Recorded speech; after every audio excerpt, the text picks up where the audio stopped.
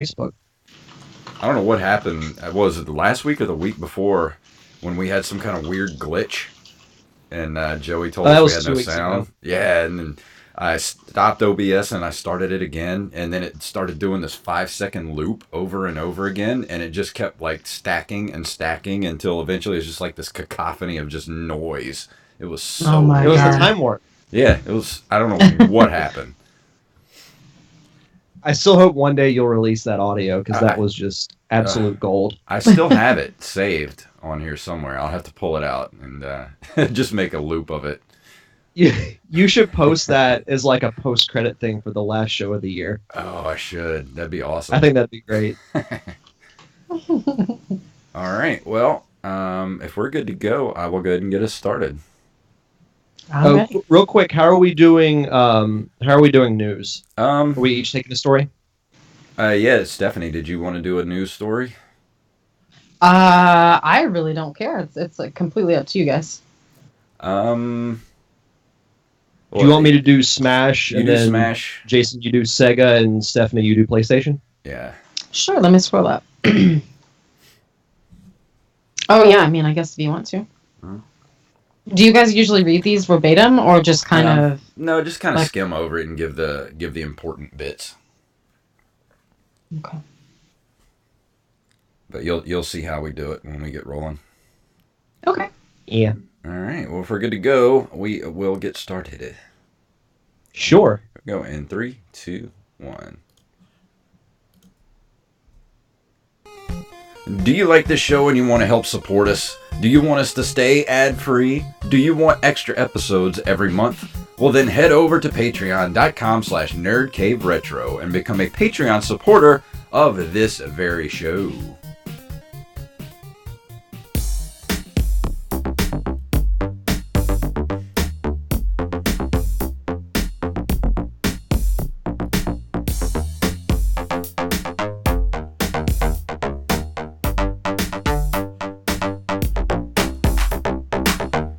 Greetings, programs, and welcome back to another episode of the Nerd Cave Retro Show. My name is Jason Robbins.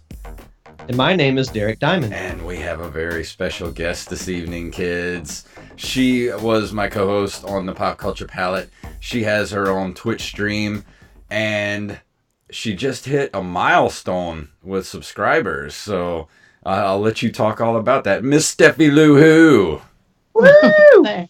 Hey guys, good to see you. You too. It's been too Yeah, you long. as well.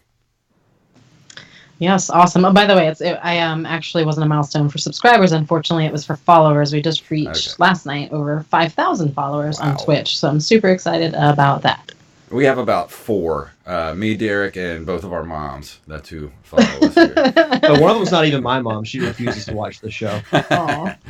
So, Stephanie, what's been going on lately? I haven't talked to you in a few months since the demise of the Pop Culture Palette show. Oh man, just streaming. Everybody obviously just had Thanksgiving, so besides that, nothing. Games, man, just games. And I know you've been doing a lot of streaming. Every time I turn around, you've been doing some streaming. So what's been your favorite game so far of this year? Oh my God, you can't ask me that. Favorite game of the year? Yeah, because we're coming up on December. You got another month of gaming to get to squeeze some new games in. But if you had to pick, what would be your favorite game of the year so far? Probably God of War. Yeah, that's what Shen's saying in the chat room right now. Yeah. He knows Yeah, you my too chat well. just went dead. I can't see it, unfortunately. I don't know why it's not working, but I'll pull it back up here. Yep, probably God of War. I was able to play Spider-Man as well. I was interested in Spider-Man, but wasn't like on my top priority list. I was like, well, I'll play it. I'll get it. Like if it goes on sale or whatever. Fell in love with it. So that was surprisingly a really fun and beautiful game as well. So I've heard nothing but great anything things new. about it, and it looks spectacular. it is, I think, everything and more that a lot of people wanted or have been waiting for, which is really, really nice. That's awesome. Yeah, I I've been hope to wanting be play getting it during the Christmas break and actually have some time to play it. Yeah, I was thinking It's about beautiful. getting it for myself for Christmas, so I don't know what I want to get. I still want to get Mega Man 11. That's what I'm aiming for right now for a Christmas present. I watched someone play Mega Man 11 recently, and it's really pretty. It kind of still looks retro, but not. Like, it has Yeah. that feel, you know? Mm-hmm. But, I think it's everything you I want a haven't seen Mega much of it. Man game to be. Like the way it looks, the way it plays, like it's classic Mega Man. I'm excited to play it. Yeah. Well, I'm excited for you then. Mega Man's always fun. It's hard as hell sometimes, but it's fun. Yeah. Well, that's what makes it so good. The challenge. But what about you, Derek? What have you been up to this last week? Well, I will say as of Sunday, I have officially cast all the characters I need for my short film, which takes a huge weight off my shoulders. We're actually shooting it in a couple of weekends, actually. I changed around some of the script, and it's actually going to make shooting a little easier because there's not as many locations to go to. So I'd like to try and shoot it in 2 days as opposed to the scheduled 3, but we'll see what happens. So right now I'm just kind of full on prepping for the film shoot. Are you doing a straight 72-hour shoot like we did on Monsters Anonymous and Don't we do all that. want to kill each other? No, my crew will kill me if I do that. No, both will be long days, probably at least 10 hours if I had to guess. But I'm going to try to keep it shorter than that. Yeah. But I think we can do it. I'm really excited for the crew that I've got. I've gotten pretty much everybody that I've wanted to have from the beginning. So it's going to be a lot of fun. It's something I've been wanting to do for such a long time, and just glad that it's finally going to happen. Well, I'm going to come over there and I'm going to be on set and I'm going to bring you your coffee. I'm sad I'm going to miss that. You should come over, Steph. Come over for the weekend. Yeah, use all the help we can get. I do want to remind everybody, we mentioned it. We mentioned this a few weeks ago that there was a short film that me and Derek both did together called Survey on December 8th and 9th. It's going to be at the Tampa. What's the name of the film festival? The Tampa International Film Festival or something like that. But it's a film festival in Tampa. And we are going. Me and Steve both. Steve Wise, the director. We're going to be there. December 8th and 9th. So if you're in the Tampa area or anywhere near Tampa, head on down, go to the film festival, and I will be looking that up while we're talking here tonight so I can get the exact location of where that film festival is going to be. Funny story, Awesome. Steve Wise is actually going to be my assistant director for the Parker Syndrome. Oh, that's nice. Steve's very, very organized, and I like working with him. He's been pushing me in a very good way through this whole thing. Like I've learned a lot from him from this whole process. Well, That's awesome. That makes a big difference too. Yeah. He is my guardian angel, if you will. That's why I asked him to be the director on my next short film that I'm going to be doing, because I don't want to do that job. I'd rather let him handle all that. I'll sit back and be a producer and get his coffee. But on that note, what do you say we talk about a little bit of news this evening? Sure.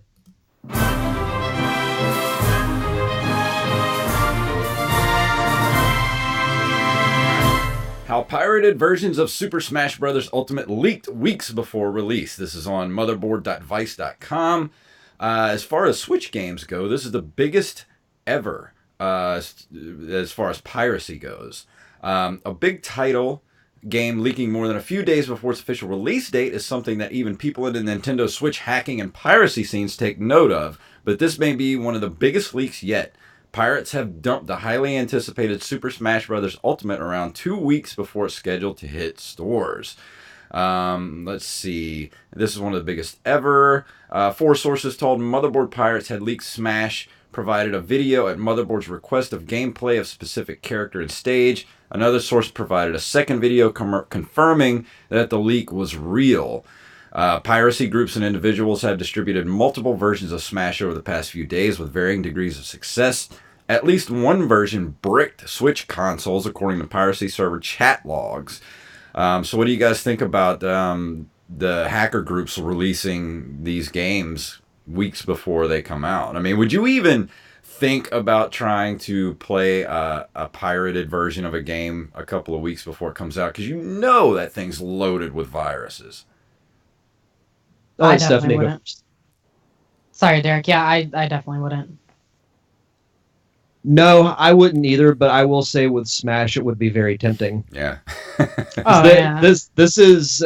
I look forward to every Smash Brothers game, and ever since they announced that this was going to have every character from every incarnation of Smash Brothers, in addition to some new ones, and it's a great looking game. I think it's even a little underrated how good the Smash Brothers games look, especially for fighting games. I just can't wait for it. I mean, we're actually not that far away from it. I think it actually comes out next week. Yeah. I was think like, it comes out it's the pretty 7th. soon, the 7th. Yep. So But I that's agree. what Like, shouldn't say like, what is there to leak because they've pretty much shown off everything. But I think the fact that people are like, oh hey, I have it early. Oh hey, like, they didn't show this in the trailer, but you can access this when you get the game and stuff. I just think it's people. Hey, I can do this. Look what I'm gonna do. Yeah. More than anything, which is kind of shitty. Like, Yeah. See, I don't No, really I agree with this kind of pirating. Like, but then again, we do kind of advocate piracy when it comes to older games, like we talked about a few weeks ago. The big rant I went on that got erased, that sucks. yeah. I went on a huge rant about how Nintendo is cracking down on all the ROM sites, and that's really the only way to play a lot of those games is to illegally download ROMs, unless you have hundreds, sometimes thousands of dollars to play some of these games that are considered rare. The only way to play them is through illegally downloading ROMs. So I don't understand why Nintendo won't release. I don't want to go back into it again. I'll go into a whole rant, but there should be some sort of like online library where that you can access, and say like Nintendo and Sega get together and come up with some sort of console together to where you can play all these old games for a fee every month. Like every single old game you can think of from like 85 to 2000, from every console, from the Nintendo to the Sega Genesis to Nintendo 64. But that's the kind of piracy. There's a lot of shades of gray in there, but when it comes to this sort of piracy, this is just dumb. Yep. I completely agree. yeah. Our next story comes to us from shacknews.com. Sega Genesis Classics land on Switch next week. The Nintendo Switch is the perfect system to get your retro gaming on with, and there's a new collection headed there that'll really scratch your Genesis itch. Sega Genesis Classics. It's finally gotten a release date for the console/handheld hybrid, and you can expect to see the game land with a digital and physical release on December 7th. Now there's 2 games I have to buy. Let's see. That was back in September. Now we finally know when we can expect it. It's a 50-plus bundle of games with titles like Sonic the Hedgehog, Golden Axe, Phantasy Star, Kid Chameleon, Streets of Rage, and more. This marks the first time several of these games have been available on the Switch, and they'll include local co-op modes as well as enhancements for the Switch such as Joy-Con support, and also come packing online multiplayer, achievements, rewind, save states, and mirror mode. Now, I was never a huge Sega fan growing up, but for this many games, I think this is definitely worth getting. Yeah. Yeah, I didn't even hear about this till you guys were telling me about this today. That seems really exciting. And another thing, too, is we haven't really done very many Sega Genesis games on this show. So this would go a long way to letting us be able to review Sega games, or Genesis games, I mean. Yeah, there's a lot on here, too. This There is is. quite a list. I mean, you have... I've heard of Street Rage. I haven't played it, but the Sonic games alone, Sonic the Hedgehog 1 and 2, I don't know. I think this is pretty exciting stuff. I didn't give a price, but I can't.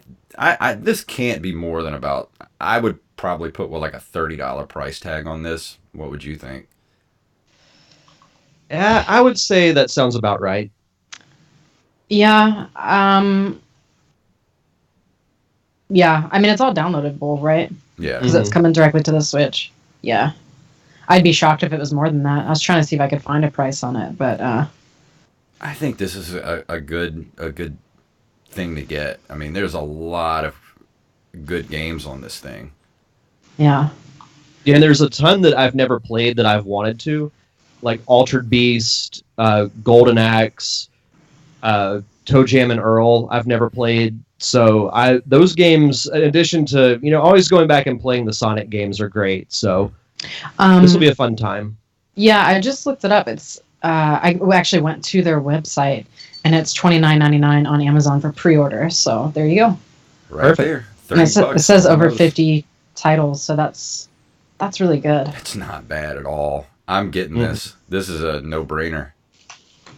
Absolutely. Yeah, I mean, my especially like Switch. when you have the NES Classic and the Super NES, which for well over that amount for. I like that they're doing this though. I love that they're like, hey, we're gonna download or give you this to download, and you get 50 games, or you can buy this console you grew up on, and you're gonna get X amount of games, and it's all under like a pretty decent amount. Like $60 for that isn't bad. $30 for the Sega Classic. That's a steal. That's really good. And it's great on the Switch. Drink, Wally. Steffi, you have the last news story here. Yeah, so PlayStation Classic details on multiplayer save states are revealed. So Sony revealed more PlayStation Classic details ahead of the mini console's launch to explain how multiplayer features and save states will work on the PS1 games. The release date is actually December 3rd, and they have a full list of games now. It'll be included on the console at launch back in October. Those 20 games will be the only ones players have access to, while seeing how there's no official way to add more games to the device. People found a way to put more games on Nintendo Classic consoles, though, so it shouldn't be long after PlayStation Classic release that people make the same attempt. Oh, yeah. I give it a day. People are probably already like trying to figure stuff out with it, let's be honest. I mean, even still, you've got your save states and all that kind of stuff. I'm really not interested in this at all, especially at a $99 price point. No, thank you. Yeah, Sony's most recent FAQ about the first Classic console was shared on Monday, and it was revealed which of the 20 games will support multiplayer gameplay. So those who played the PlayStation games may recall that not everything on the list supported multiplayer originally. So the list isn't really that long. That shouldn't be a surprise. Yeah. The games that do support local two-player feature can be found below in this article. So it's Battle Arena, Toshinden, Cool Borders 2, Destruction Derby. Not that many, none good really. Intelligent Cube, Driller, Ridge Racer Type 4, Super Puzzle Fighter 2 Turbo, Tekken 3, Tom Clancy's Rainbow Six, and Twisted Metal. I think the only game on this list that even remotely I would want to play is Twisted Metal. I agree. That's probably the one that stands out to me the most. So like when you're saving your progress on these on these games, there's 15 different virtual memory card slots for each title that players can make use of. So Sony elaborated on how the save states work, and you can hit the reset button at any time to exit and return to wherever you were in the title the next time you're resuming the game. So that's kind of like the Classic, because you had to go back to the main menu and do the weird up-down thing and save, right? Oh, they should have really went Classic and made you have to get the Sony proprietary memory cards for like $30 a piece. Oh, yeah. Because like you said, people aren't mad about paying $99 for this already. I remember the first time I played PlayStation, a friend of mine got it for Christmas, and he got Resident Evil 2. And we stayed up and played that game all night long because he didn't have a memory card. So we had to just keep playing because if we'd have stopped, we'd have lost all the progress. So we just played all night long until we finished the game. That's those bad. were the days. Those were the days. Memory card. Not to detour here, but you have seen stuff for the Resident Evil 2 remake in January, right? Yes, I'm so excited about that. Oh my god, I can't wait to play that. I'm It looks beautiful. it's third person, no more tank controls. Oh my god, it's gonna be so fantastic. Yeah, it looks beautiful. Yes. It does. But now we are going to move into this month in video game history. Let me pull up my list here. In November of 1986, Ghosts and Goblins, a side-scrolling platform game developed by Capcom and released in arcades in 1985. The North American NES version was released in November 1st, 1986. Didn't you review this game? Yes, I did. One of the hardest freaking games you will ever play for the Nintendo. And then, when you finish the game, guess what? You're not finished. You have to go and play it all over again to get the real ending of the game. I've never played it. Oh my god, you have to, Stephanie. It is the most... Because you've played it too, or you played the Super Nintendo version of it, didn't you, Derek? Yeah, Super Ghouls and Ghosts. Quite possibly one of the most rage-inducing games you will ever play for the Nintendo. I mean, you make it sound so wonderful. I guess I should try it. It's on the level of, it's not difficult where you actually want to keep playing. It's difficult to where you just want to break your controller or break the cartridge and never play the game again. Perfect. I can't wait. It's on the Nintendo Classic, isn't it? I think it is. I think it is. Yeah. It is, yes. Let's see. Also in November of 1986, Commando, originally released as Wolf of the Battlefield, I'm not going to try the Japanese pronunciation, is a run-and-gun, vertically scrolling arcade game released in 1985. A home version of the game developed by Capcom was released for the NES in November of 1986. I liked Commando. I'm a fan of the overhead shooters. I love those type of games. Yeah. Especially in I the never arcade. played this one, but I know of it. I mean, they're not that great when they were ported to the NES. Like, the NES versions of these kind of games were okay. Like, Ikari Warriors was pretty broken. But these games were really fun in the arcade. Nice. Yeah, they're definitely they're tailor-made for the arcade. Oh, yeah. Sure. Stephanie, you may take the next one. Oh, sweet. In November 1987, The Karate Kid is a video game published by LJN and developed by the Japanese company. Sorry, I have to boo every time I hear LJN. My Skype cut out, so it was like you were dropping the beat for a second in the earphones. I was like, what? What did I miss? LJN is awful. They were the Skype of video game makers. Don't get me started on Skype. I don't feel like ranting tonight. Lots of good stuff this evening, it seems. Oh, yeah.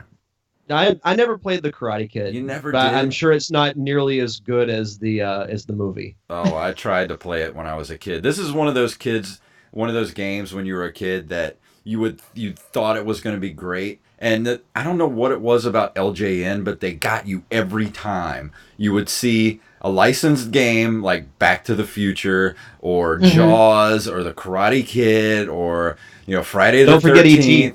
E.T. Yeah, well, E.T. wasn't LJN, but Friday the 13th, Nightmare on Elm Street, and you're like, oh, I want to play these games so bad. So every time you either rent it and you get it home for the weekend and it would absolutely suck, and then you look at the cartridge and it's got the LJN warning label on it, and you're like, damn it, LJN, you got me again. You blew it! That's rough. Yeah. Oh man. Oh, they did an Alien game too. Oh yes, they did, and that was bad. And too. A Nightmare on Elm Street. Mm-hmm.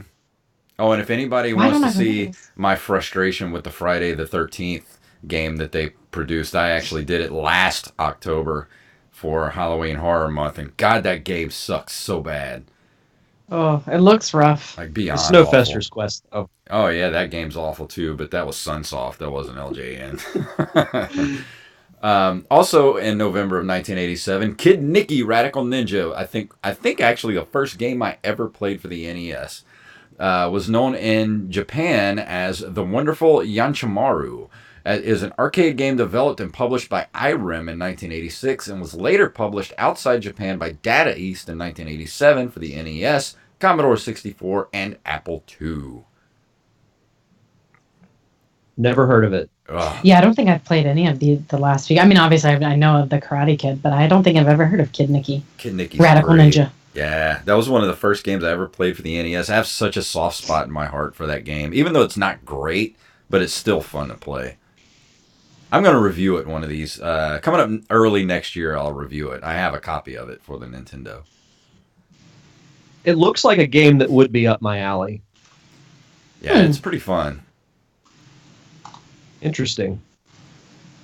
November of 1988, Blaster Master is a platform and run-and-gun video game released by Sunsoft for the NES in November of 1988. Master Blaster runs Barbican. I was hoping you'd play that. Oh, that's why I put it in here, just so I could play that clip. That's such a good game. Fantastic. It's probably one of the best, hidden gems of the NES. Blaster Master is such a cool game. And if you get a chance to play it, they did re-release it. They did a redo of the game for the Switch last year, and I played it, and it is fan-freaking-tastic.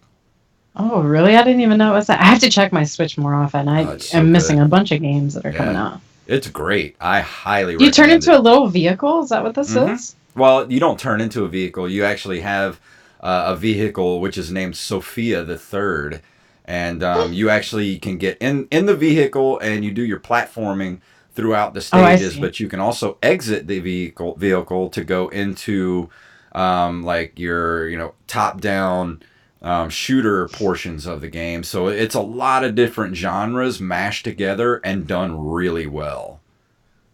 I'll have to check it out. You Never have to. heard of it. Oh, it's great. I mean, it came out the year I was born, so Oh, wow. I completely missed it. I was 10 years old or 11 years old, so I'm the old man here. All right, moving on.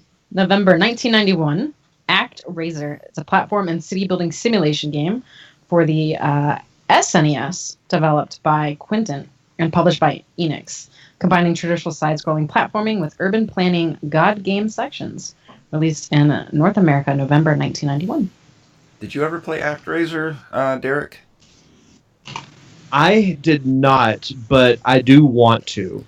I just started at some playing it point. for the first time about 6 months ago, and I was quite impressed with how well they put those two genres together.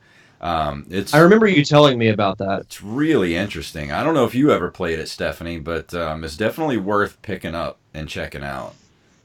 No, I'm looking at it now. Actually, some of the clips look really familiar, but I don't think I've ever played this game. I'm sure I've seen it somewhere on the internet, but It was actually the first game I ever saw a screenshot of for, the Super Famicom, or what they were still calling the Super Famicom before they called it the Super Nintendo. I think it might have been in an issue of Nintendo Power back in the day, but they had a screenshot of ActRaiser, and I remember seeing that going, oh, this is going to be so awesome. I can't wait to get the Super Nintendo.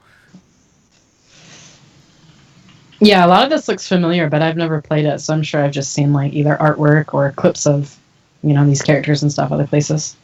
I think we should do a dual review of it next year, Derek. I agree. No, I've been wanting to get this game for a while, so And it's not I think- hard to find either. It's not like it's not a rare game by any stretch of the imagination. It's pretty cheap to pick up. Some Yeah. of this reminds me of Castlevania. It's very much like a Metroidvania style game. Like you have your side scrolling portions, and then you have your city building portions. Like you go up into this floating heaven city or whatever, and then you kind of float around the map, and you build cities, and you tell people what to do. You have to take care of the monsters in the area, send out warriors, and send people to tear down forests and all that kind of stuff. It's really cool. Nice. I'm looking forward to checking it out. Who's next? Is it me or Stephanie? That would be you. Oh, okay. 1992, Super Star Wars, a video game for the Super Nintendo based on the 1977 film Star Wars. Who would have thunk that? It is the Never heard of SNES it. equivalent of the Star Wars NES game. You don't say. Super Star Wars features mostly run-and-gun gameplay, although it has stages which feature other challenges, such as driving a land speeder or piloting an X-Wing. It also features multiple playable characters with different abilities, released in November of 1992. I love the Super Star Wars games, but going back and playing them now, they are brutally hard. Mm-hmm.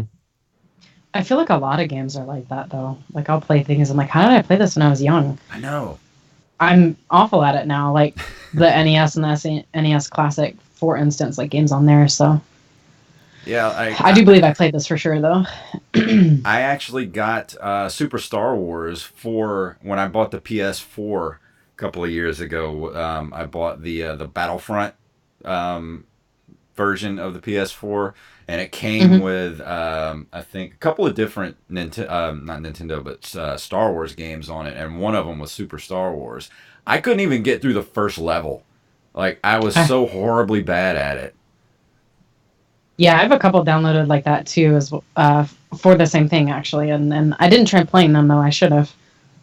I should go back and play them and let you know. You should, and get horribly frustrated and call me and tell me how awfully horrible they are, how horribly hard they are. I can't remember ever playing Super Empire Strikes Back. I'm sure I did, but it's the one I have the least recollection of. Like I vividly remember Super Star Wars, vividly remember Return of the Jedi, but I don't really have that much memory of Empire Strikes Back. But I mean, Super Star Wars, it's still fun just because it's set in that universe. But yeah, to your point, it is very, very hard. I remember playing Super Star Wars or Empire Strikes Back just because of all the snow. I vividly remember playing Star Wars in the snow constantly. You know, I do remember me and my brother actually beating Super Star Wars because we had gotten... I found a cheat code. I think it might have been an Electronic Gaming Monthly where you get like unlimited lives or something like that. And me and my brother spent hours like back and forth trying to get through that game. And we did eventually beat the game, but that was the only time ever I beat that game. And I had to have help to do it. Yeah, I'm pretty sure I never beat it. But I don't think I ever did either. Tonight, we are going to let our guest talk about a game tonight, and she will be talking about...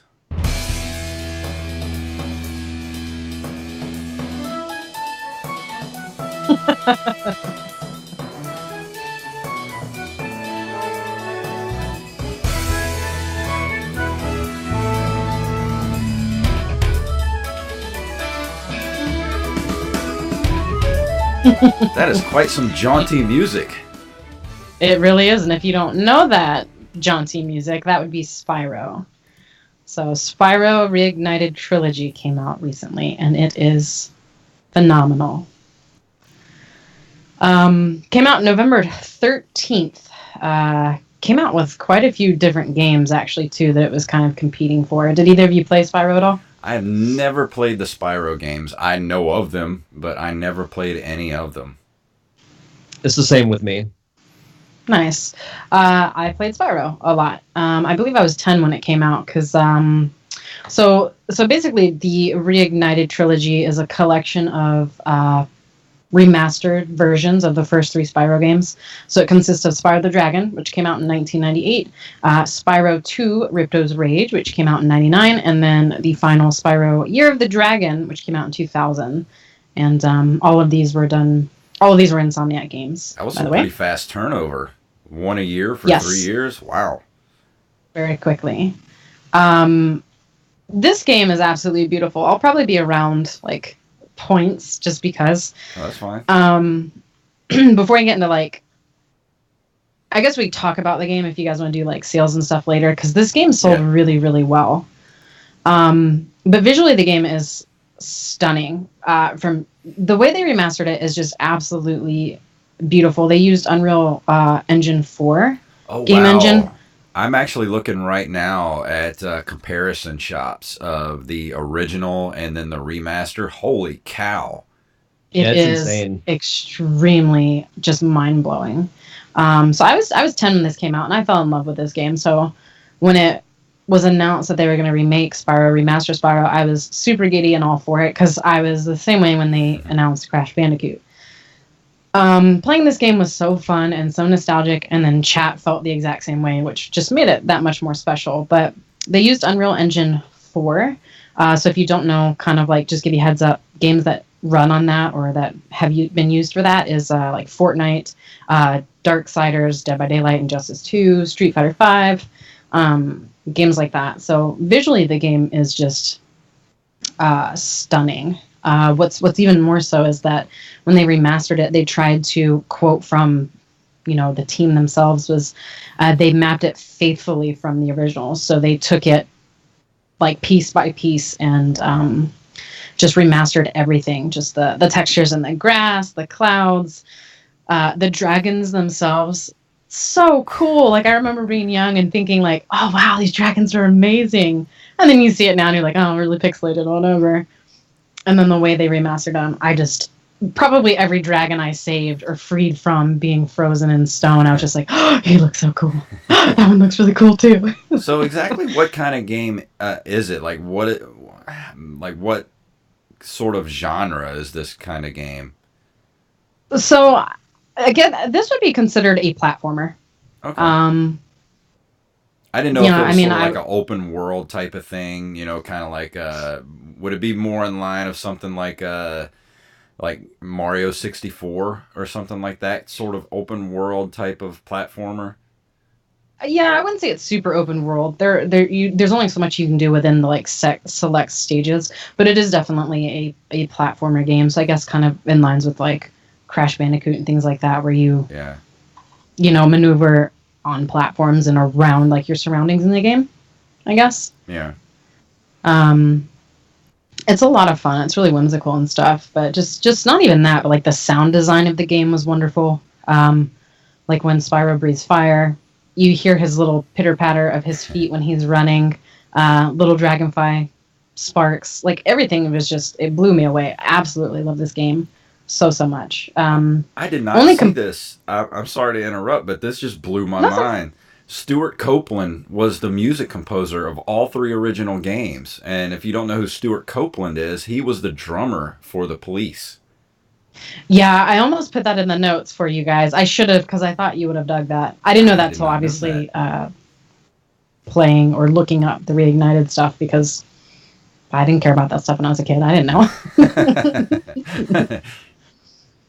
That's awesome. Loved it. I didn't know that. My only complaint really is like sometimes the camera control is a little funky. It feels like a little loose. Like if you tap the thumbstick a certain way, the camera kind of jerks a little.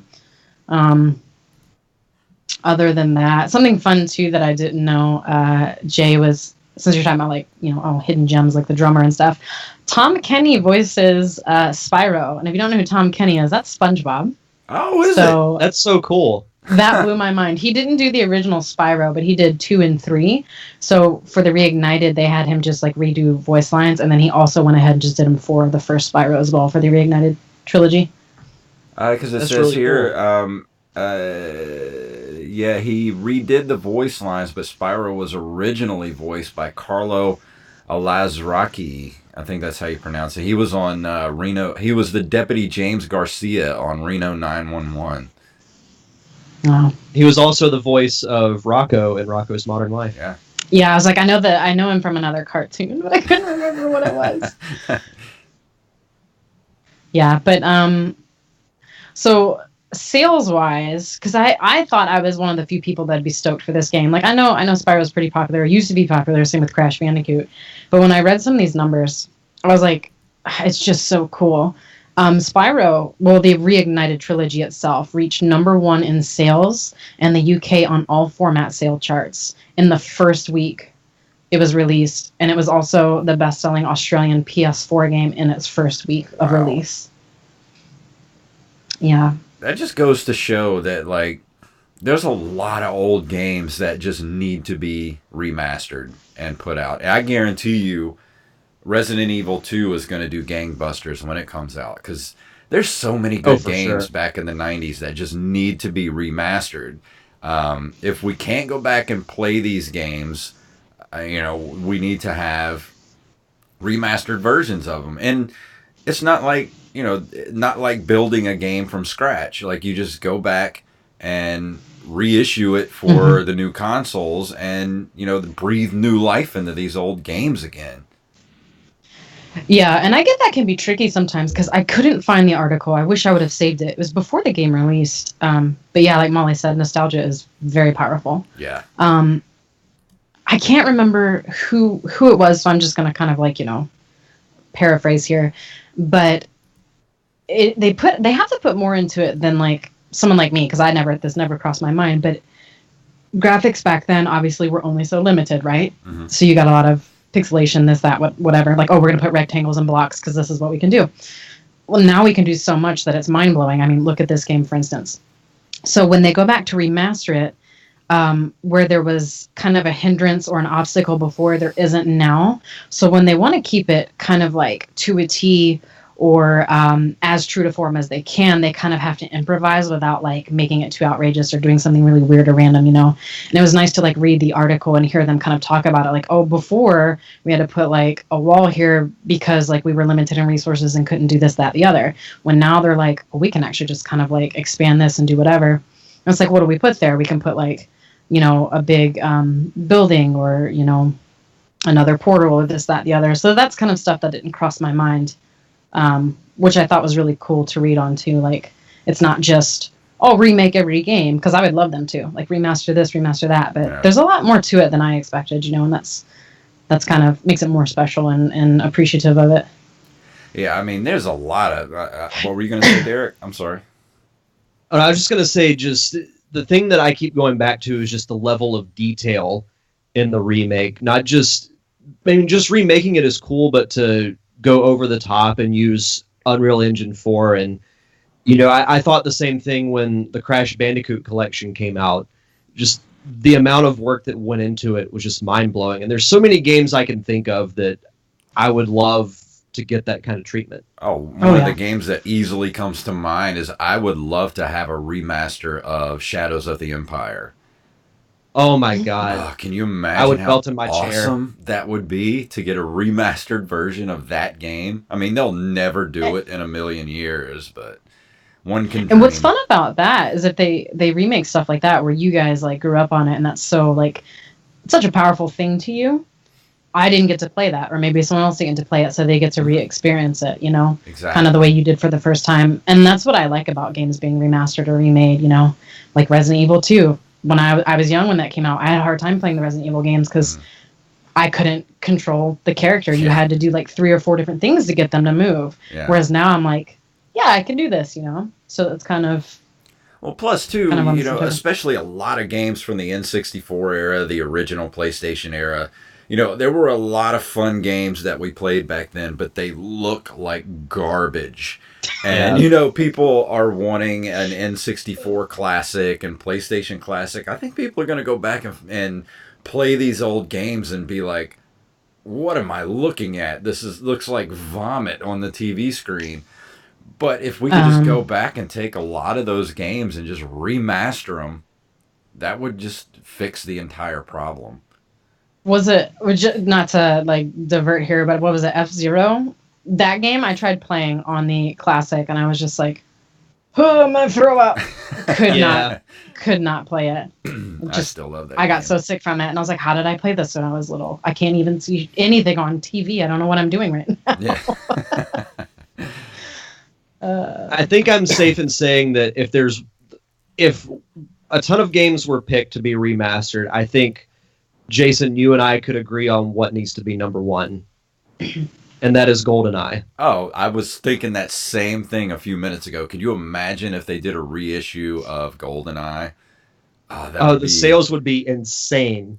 that game alone would do gangbusters. I mean, and it's crazy because it's a 20-something-year-old James Bond movie that wasn't even that good, but they made a great video game out of it. And it's like when you say 90s video games, that is immediately one of the first games that pops in my head because I had so much fun playing that game with friends. Yeah. I had a friend of mine that had one of the only friends I had that had a big screen TV in the den back in the 90s. And of course, big screen TVs back then were like, the size of a normal TV these days. But, it's like we had Your 4 big screen, people. 32-inch. Yeah, big 32-inch big screen TV. And we would hook up the Nintendo 64. We'd all each bring our controller over, and we would just like eat pizza and play GoldenEye all night long until the sun came up. Like, that's some of the best memories of my life. Yep. And lots of Mountain Dew. B Kidder says Odd Job was cheater mode. Of course he was. That's why everybody wanted him. I remember playing Mario Kart 64 and GoldenEye all the time with my brother. Yeah, and Rose said she still better be able to get Odd Job in multiplayer. You better get there first. Whoever gets there first. Better be quick. One last thing real quick on the sales too, because this just blew my mind. So this is what Spyro was up against. Spyro released November 13th. Fallout 76, which was people were so like excited for, came out the next day, the 14th. It also was in competition with Hitman 2. And then Battlefield 5 coming out like a following week later. So it beat out physical launch sales of Fallout 76, Pokemon Let's Go, the new boxed version of Fortnite, and it also beat out Hitman 2. Wow. It outsold Pokemon Let's Go, Pikachu, and Eevee versions individually. So not everybody buying the two together, but like that just blows my mind because of how popular Pokemon Let's Go is right now. Yeah. I couldn't find US like official sales numbers, but just that alone, I was like, holy crap, that's really, really cool. Well, that makes me think that they're probably going to go back and be like, hey, we need to make a brand new Spyro game and bring it back. I would love them to, because I beat the first one on stream, and then we played a little bit of Spyro Ripto's Rage, and I was like, this feels really weird. They tried to add some stuff. You can like bite rocks and throw them, and a couple weird quirky things. And I was like, what's the one you can skate in? Because you can ride a skateboard in one of them, and it's Year of the Dragon, which is the third one. So we played a little bit of that, and I just think they're still fun. They still feel a lot like the first one, but I just feel like the first one will always be my favorite for me. So I would love them to make another one. Yeah, you said skating. Tony Hawk's Pro Skater remaster. Bring that to Here we go. now. Molly's gonna freak out. Oh man. Oh, and she was talking about Fallout 76 had a really rough launch. What is going on with that game? I have not been following the Fallout series, but everybody seems to be hating this new Fallout 76 game.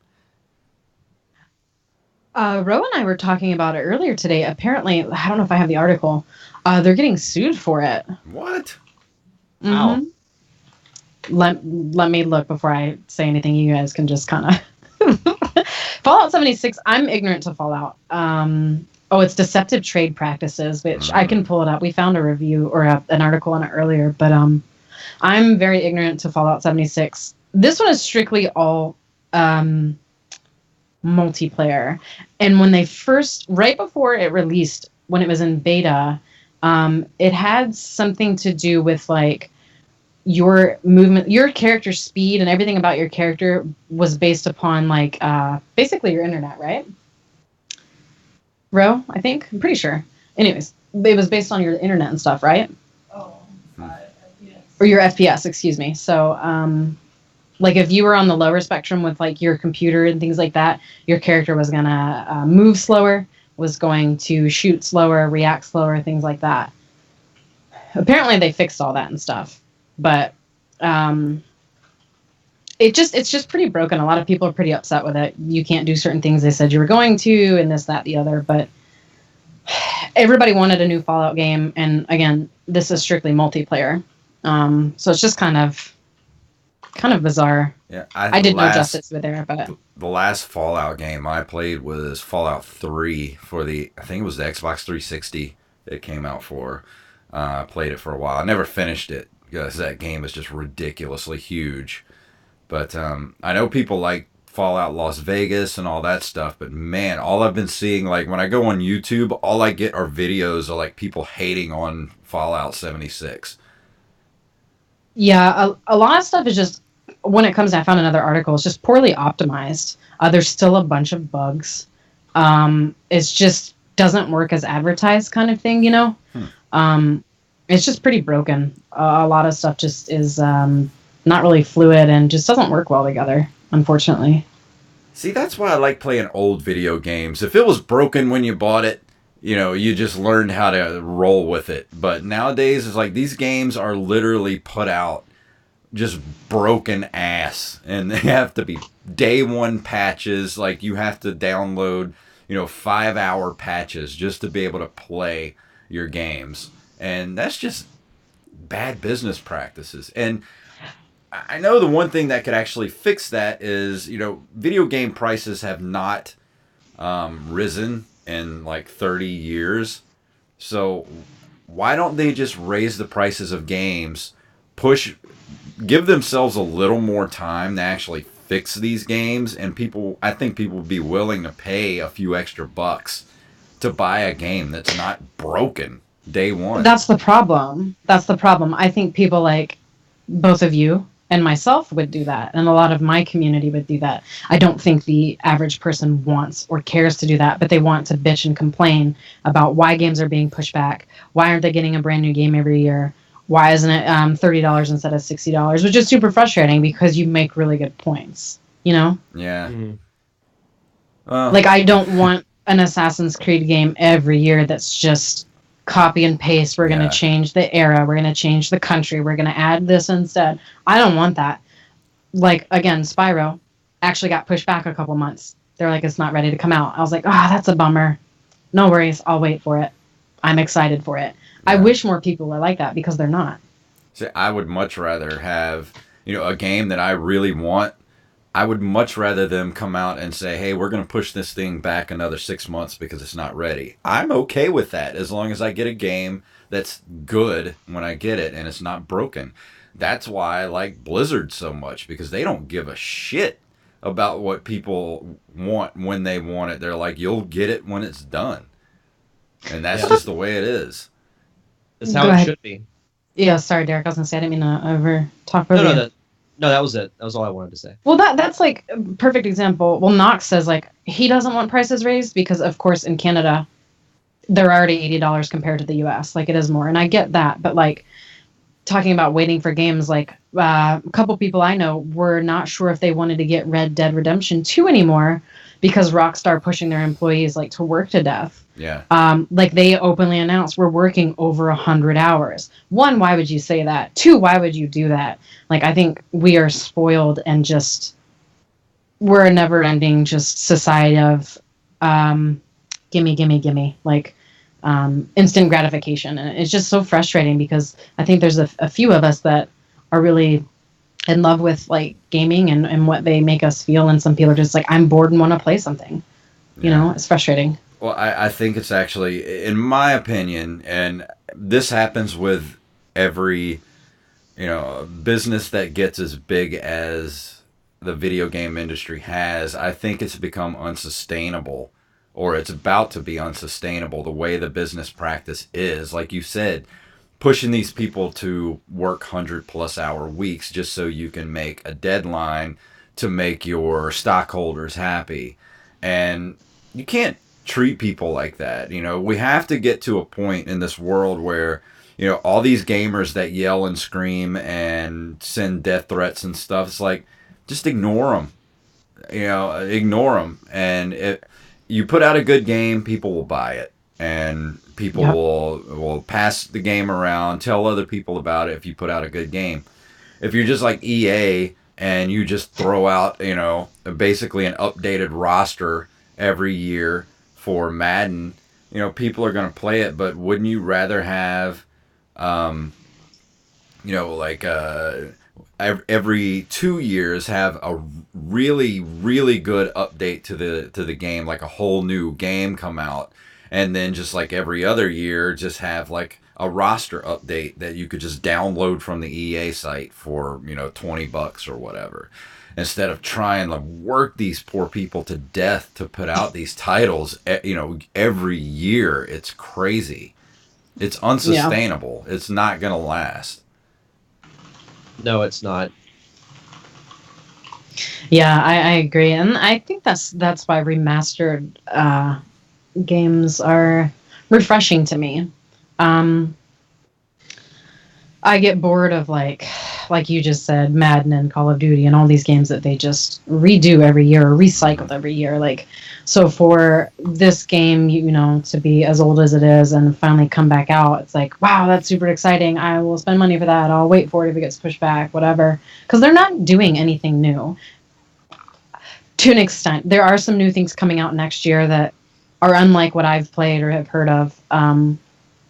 Like Shadows Die Twice and things like that. Like, I'm really excited for those games, but for the most part, it's just kind of boring and recycled. Like, I'm fine them going through like a list and being like, what were some really popular games in the 90s or on this, you know, N64 on this, that. Let's spend X amount of time doing this and let's put out the game again and make it a brand new game, you know? Because I'd probably buy that over shit that's out now. Well, and not only that, but just the indie games themselves. Like, there are so many good indie games for not only the, you know, the PS4 and the Xbox, like, but the Switch has some great indie games that have been coming out the last few years. I have way more indie games on my Switch than I do, you know, AAA titles. Like, I have, you know, Zelda and Super and Mario and all and Mario Kart, but I've got, you know, like Steam World Dig and games like that, and, you know, the Blaster Master Zero remaster. And I bought a game the other night on sale called Hollow. I don't know if you've heard of that game, but it's sort of like a that's familiar. It's kind of like a Dead Space ripoff, but it's really cool and dark and scary. And I've been playing that the last few nights. I bought it for like $1.99 on the Switch. Ooh, oh, yeah. Sorry, go ahead. Oh, that's all right. But it was like a $20 game. I got it for like $1.99. I'm like, I am playing this, and I bought it, and it's great. So there's so much good stuff out there that you can buy that are made by, like, you know, a team of just a couple of people making these games, and the games are great. You don't have to have teams of hundreds of people working hundreds of hours a week to put out the same games every year. Like, how many freaking Assassin's Creed games have there been in like the past 5, 6, 7 years? And yeah, I have no desire to play those games at all. Yeah, there's a couple indie games that one of my favorite 2018, I think it came out. Yeah, 2018. Cuphead. I cannot wait for the sequel of Cuphead. I love everything about that game. I really want to play that. Yeah. I haven't had a chance to yet. Well, I mean, you were talking about how much in love you are with games that make you want to break your controller, so I highly recommend it. Absolutely love this game. I think it came out at the end of 2017, actually. Yeah, that sounds right. 2017, not this year, excuse me. But one of my like top games of all time. I am so stoked. I think they were talking about doing a DLC for it. That got me super excited.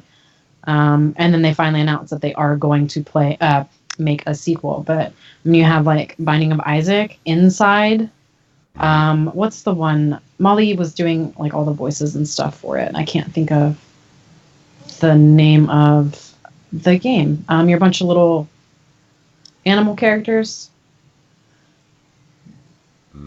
Something with the woods. Why can I not think of this title? I don't know. Someone help me quickly, please. Night in the Woods. That's it. Okay. Yeah. There are a bunch of you reminded me wonderful, of like Stardew Valley as well. I've been wanting to pick up Stardew Valley on the Switch. Stardew Valley's so good. many good things about that game. Mm-hmm. That's a good one too. I haven't played it yet, but yep, a lot of people love it. Yeah, love it. And it looks like it stepped straight out of the Super Nintendo. Like, that's what I see that game. I'm like, I have to play that game.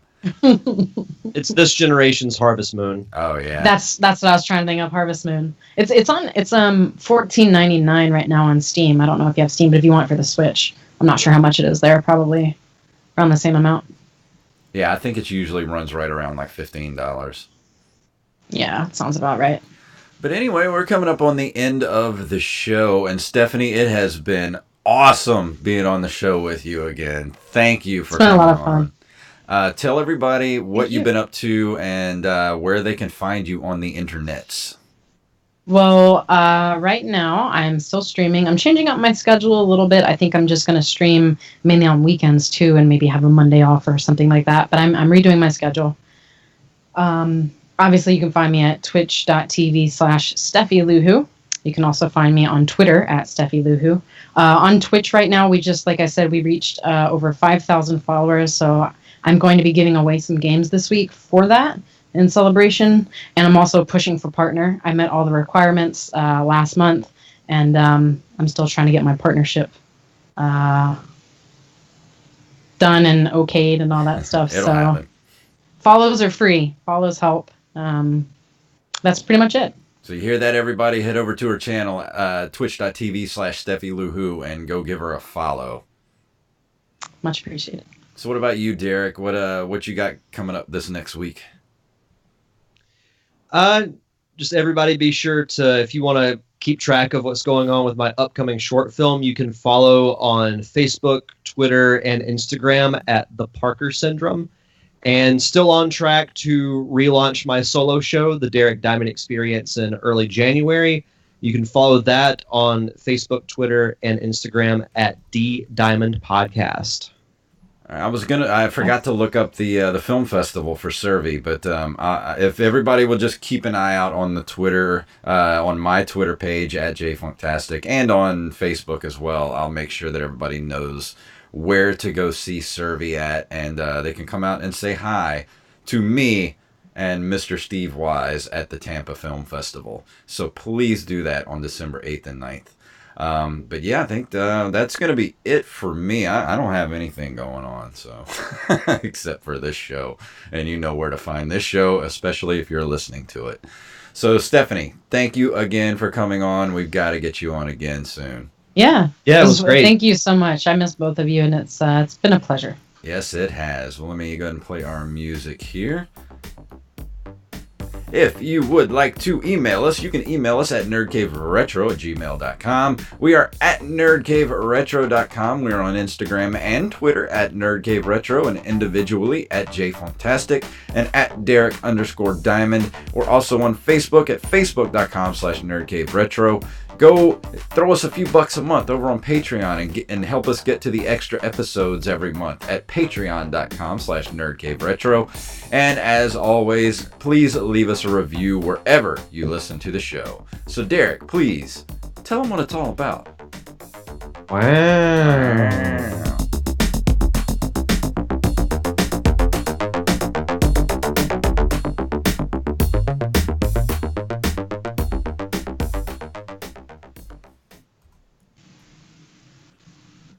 Monkey! That gets me was every a time. fun show. Yeah. That was.